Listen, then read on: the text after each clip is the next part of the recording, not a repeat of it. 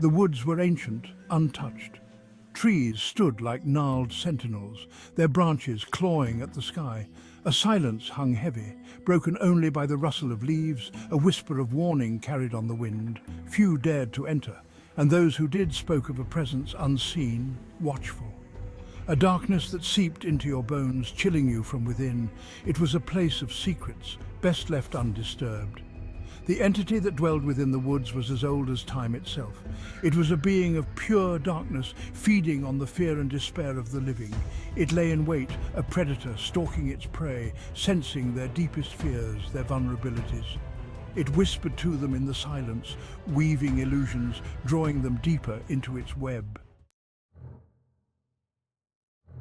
Alex and Maria, young and in love, stumbled upon the woods on a road trip gone wrong. Their car had broken down miles from civilization, leaving them stranded, their cell phones useless.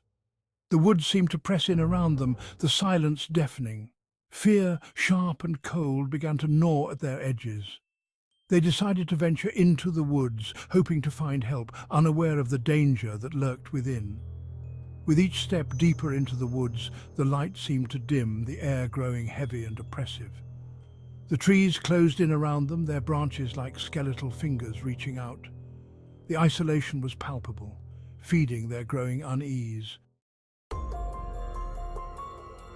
At first, the changes in Alex were subtle, a faraway look in his eyes, a silence that stretched a little too long.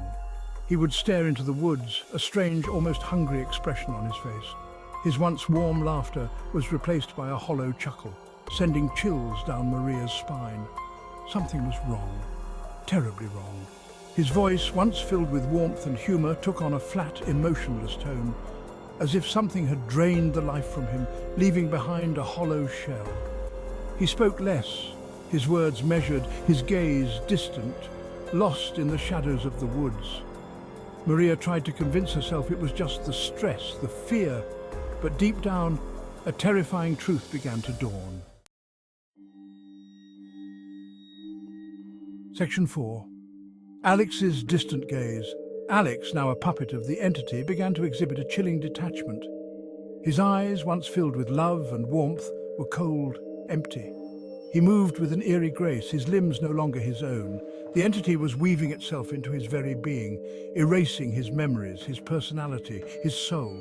He no longer reacted to Maria's touch, her voice a distant echo in the cacophony of the entity's control.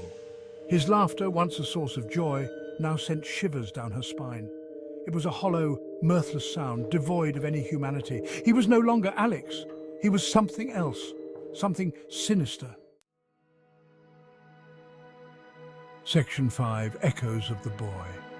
Maria clung to the memory of Alex, the boy she loved, the one who had promised to protect her. She saw glimpses of him in the way he moved, a fleeting expression that crossed his face. But they were just that, glimpses, fading as quickly as they appeared. The entity was relentless, consuming him piece by piece. His touch, once warm and reassuring, now sent a shiver down her spine. It was cold, distant, like a stranger's.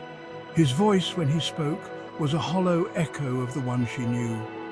The entity was stripping him bare, leaving behind a shell, a puppet dancing to its dark melody.